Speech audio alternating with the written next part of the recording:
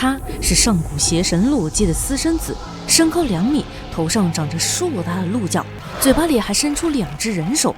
他躲在瑞典北部一片幽深的森林中，如果遇到他，你愿意成为信徒，像丧尸一样永生下去，还是冒着被献祭的风险去反抗呢？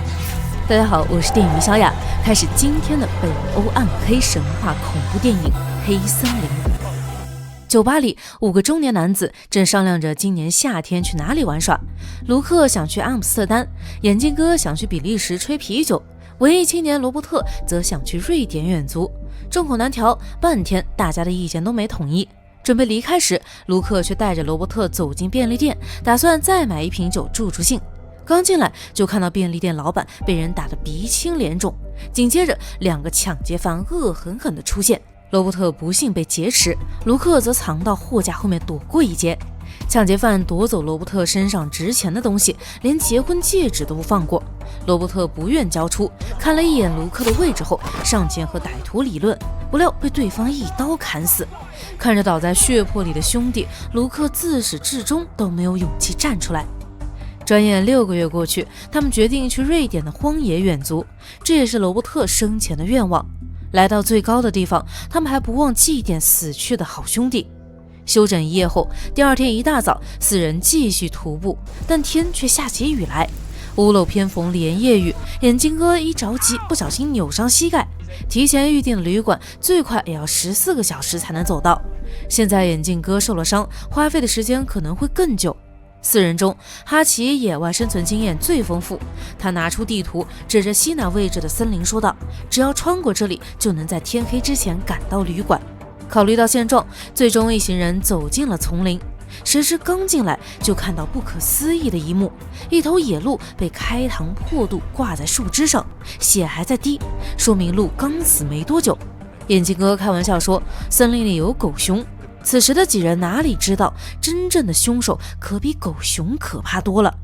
直到天黑，他们还没走出森林。绝望之际，一栋林中小屋出现在眼前。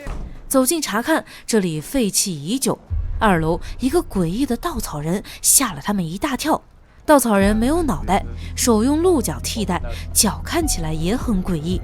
哈奇猜测，这可能是北欧异教徒搞的宗教迷信。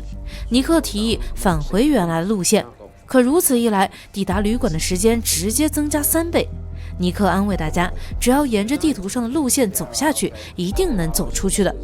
长夜漫漫，不出意外的话，肯定会发生意外。果然，夜里风声、雨声、雷电声声声入耳。伴随一道亮光，卢克打开门，竟然来到当初罗伯特惨死的便利店。拿起一瓶混有血液的酒后，便利店又突然消失。卢克置身于森林中，胸口还莫名出现5个血洞，像是被什么怪物袭击了。没等卢克缓过来，耳边传来兄弟们惊恐的惨叫。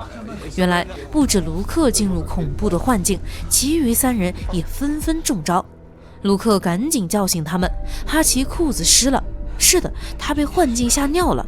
眼镜哥也被吓得语无伦次。最惨的是菲尔，他竟一丝不挂，跪在稻草人面前，宛如信徒，祭拜着草人。不过4人中只有卢克的胸口有血印。此地不宜久留，大家连忙离开，却发现树木之间全被树枝缠绕，就像一张网拦住他们的去路。眼尖的眼镜哥发现一条畅通无阻的小道，想都没想就走了过去。看来森林里确实藏着什么，故意将4人引到小道上。就这样，他们开始了新的冒险。一路上氛围有些尴尬，大家都对昨晚的幻境闭口不谈。走着走着，他们发现一些火炬台，而不远处再次出现一个小木屋。吸取昨晚的教训，这次他们头也不回地离开了。眼镜哥一直走在队伍前头，用力过猛，后来终于走不动，瘫倒在路边。然而天又快黑了，卢克提议继续赶路，结果被眼镜哥完全无视。没办法，他们只能原地休息。期间，卢克独自跑到附近的最高点观测环境，却在树干后方看到一只怪兽。紧接着，一个巨大的身影一闪而过。难不成森林里真的有怪物？卢克赶紧通知其他人，为了增加可信度，还给他们看了胸口上的伤口。然而大家还是不相信，眼镜哥甚至把怨气撒在卢克身上，要不是你，我们根本不会来这里。那天晚上，罗伯特的头被抢劫犯劈成2半，你的身上却一滴血都没有，真是懦夫。其实不用眼镜哥说，卢克自己一直处在悔恨中。如果当初能勇敢一些，或许罗伯特就不会死了。可惜世上没有如果。冷静过后，他们继续出发。不出所料，第2个夜晚还得在森林中度过。安全起见，哈奇让尼克留下来照看胆小的菲尔和受伤的眼镜哥，他自己则带着指南针，试图去外面找救兵。但晚上露营的时候，意外还是发生了。卢克又一次陷入幻境，目睹罗伯特的惨剧再次重演。下一秒，一个十分庞大的影子从帐篷边上掠过，然后哈奇的帐篷不见了。等大家听到声音出来查看，只听见森林深处传来哈奇的惨叫声，隐约间还听到了怪物的嘶吼声。第2天一大早，剩下3人连忙去找哈奇，眼前一幕让他们的心彻底凉了。哈奇的尸体挂在树上，死状和之前看到的野鹿一模一样。不忍心哈奇曝尸荒野，他们将尸体放下，捡了些树枝用作遮挡。兄弟死了，但剩下的路还得硬着头皮走下去。很快，菲尔和眼镜哥就体力不支了。自从第1次进入幻境后，菲尔整个人都不太对劲。他告诉卢克，在幻境里看见了怪物，是他逼迫自己跪拜稻草人的。喘息之际，卢克爬到山顶，本以为就快走到尽头，万万没想到这里的山跟套娃似的，翻完一座还有一座。当卢克生无可恋时，对面山头泛着的火光瞬间引起他的注意，说不定那里有人。正准备告诉兄弟们这个好消息，不料菲尔被掳走，怪物来无影去无踪，连样子都看不清。听着菲尔撕心裂肺的叫声，卢克无能为力，甚至慌不择路，撞破了脑袋。怪物的低吼声逐渐消失，眼镜哥正躲在树干后瑟瑟发抖。2人互相搀扶着，朝着有火光的山头奔去。不知走了多久，终于抵达目的地。原来火光是火炬台上的火把，至于火炬台的终点还是一间小木屋。菲尔的尸体也在这时出现。没过多久，怪物的嘶吼再次响起，并且越来越近。来不及多想，2人一路跑进木屋，里面的灯亮着，诡异的歌声不断传出。恍惚间，卢克还看到一个人，不过还没看清，他们就被打晕过去。等到睁眼，天已经亮了。卢克和眼镜哥被人绑住双手，扔在一个空房间里。透过门缝看向外面，这里的人忙着砍柴，搭建着祭祀架一样的东西。卢克用脚去够桌上的玻璃瓶，想用它割断绳子，结果被打断。2个凶神恶煞的男人打开门，一个老妇人走了进来。她不会说英语，先给卢克喂水喝，紧接着撩开袖口，露出同款伤痕。眼镜哥以为自己也能混口水后，结果不仅没喝到，人还被带到楼上。卢克一脸蒙圈，直到一个懂英语的年轻女人出现，才解开疑团。原来这里即将进行一场祭祀活动，眼镜哥就是祭品。再次见到眼镜哥时，他已经被虐得只剩下半条命。或许知道自己命不久矣，眼镜哥告诉卢克，他在幻境中看到自己被献祭给了怪物。眼镜哥希望卢克能活下去，离开时务必要一把火烧了这里。此外，记得告诉他的妻子会永远爱他。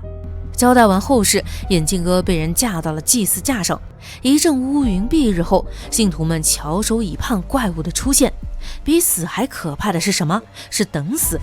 眼镜哥只能口吐芬芳，掩饰内心的恐惧。话音刚落，信徒们纷纷跪下，恭迎怪物现身。奇怪的是，眼镜哥却看到妻子从森林中走了出来。当他沉浸在和妻子的温存时，画风突变，妻子摇身一变成了可怕的怪物，然后眼镜哥就完成了献祭。与此同时，卢克顺利完成自救，他也看清怪物大致的外形，长着一对巨大的鹿角，2只脚直立行走，少说2米高。和眼镜哥不同，卢克被怪物选中，要成为他的信徒。关于怪物的来历，女信徒是这样说的：他是上古邪神洛基的私生子，具有很高的神力，只要成为他的信徒，就能不死不灭。今晚属于卢克的仪式也将开始，如果尼克不愿意，下场会和他的同伴一样惨。尼克不明白为什么只有自己被选中，女信徒的回答是：你的痛苦很深刻，完成眼镜哥的遗愿，还是成为信徒苟活下去，尼克必须做出选择。曾经的软弱导致他留下永远无法弥补的遗憾，这一次尼克果断选择了前者。他拿起火把，打开传出怪叫的房间，这里有很多干尸，时不时张口低吼。看来怪物确实给了信徒不死不灭的能力，但是像丧尸一样存在着，意义到底是什么？卢克一把火点燃了干尸，很快整个木屋都被引燃，森林中的怪物似乎有所感应，一步步朝着木屋逼近。卢克找到一把猎枪，可是里面并没有子弹，摸索半天，终于找到2颗。正要出门，被一个光头信徒拦住。对峙中，卢克擦枪走火，杀死了对方。可没走几步，又遇到一个信徒。没等卢克出手，对方竟乖乖跪在地上，连头都不敢抬。原来是怪物来了。或许是女信徒对尼克泄露太多，再加上跪拜时还偷瞄了怪物一眼，现在他已经被怪物杀死，并且挖去了双眼。怪物将脑袋探进门内，好在卢克从偏门及时逃了出去。木屋淹没于熊熊大火中，怪物叼起女信徒的尸体，准备完成献祭。卢克抓住机会，射出仅剩的1枚子弹，结果射了个寂寞。怪物完好无损不说，反而舍弃尸体，开始追击卢克。跑进树林后，卢克再一次进入幻境，顺着便利店长长的走廊拼命逃跑，但怪物还是追了上来。他按着卢克的头，强行让他跪拜，这是有多想让他成为自己的信徒啊！怪物似乎并不想杀死卢克，就算他站起来，也只是再次把他压下去。几个来回后，卢克再次看到死去的罗伯特，旁边还放着一把斧头。他捡起斧头，狠狠砍向怪物，疼得怪物有些招架不住。趁他不注意，卢克拔腿就跑。皇天不负有心人，他终于找到森林出口。尽管怪物很快杀到，但他似乎无法离开这片森林。伴随着一缕晨光，尼克走出丛林。前方公路上，一辆白色轿车疾驰而过，也给尼克带来了生的希望。影片节奏缓慢，没有一惊一乍式的恐惧，怪物的真面目也给人眼前一亮的感觉。北欧神话中，洛基最有名的3个子女，分别是一只狼、一条蛇和一个女鬼。所以再生出这鹿来也是完全合理的。故事前期的氛围营造别具一格，北欧绵延无边的冷色调森林，变幻莫测的阴沉天气，以及森林中幽暗微弱的远方光亮，都给人一种不寒而栗的感觉。总而言之，是一部值得一看的电影。好了，今天的故事到这里就结束了，感兴趣的宝子们可以去看看原片，最后不要忘记3连支持一下哦。